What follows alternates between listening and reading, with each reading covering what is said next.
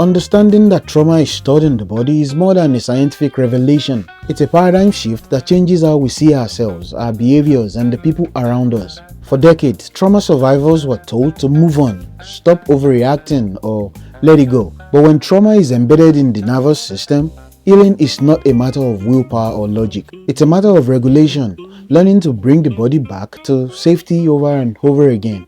This matters because many survivors carry deep shame about their responses to seemingly benign situations. They may freeze during an argument, flinch at a sudden noise, or feel completely numb when others expect them to cry. Without an understanding of how trauma works, these reactions are often misinterpreted by others and by the survivors themselves as irrational, dramatic, or emotionally unstable. In reality, these are not choices.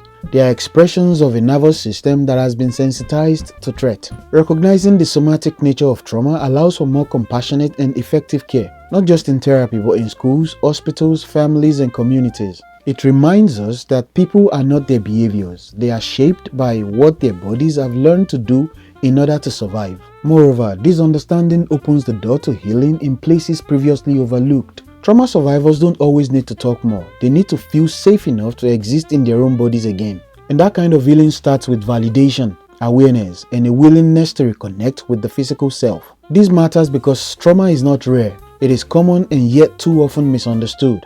If we fail to recognize how deeply trauma lives in the body, we risk leaving survivors stuck in patterns they cannot escape through thought alone. Healing from trauma begins not with action, but with awareness. The quiet recognition that what you're feeling is not weakness and not madness. It is the imprint of survival.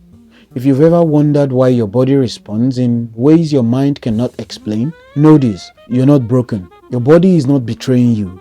It is doing what it learned to do to keep you alive. The good news is that what the body learned for survival, it can also unlearn for healing. But it must start with a shift in how we view trauma, not simply as a disorder of the mind, but as a whole body experience that demands a whole body approach to recovery. Your racing heart, shallow breath, muscle tension, and fatigue, these are not random symptoms. They are communications from a body that remembers. And by learning to listen, to regulate, and to reconnect, it is possible not only to cope, but to truly heal.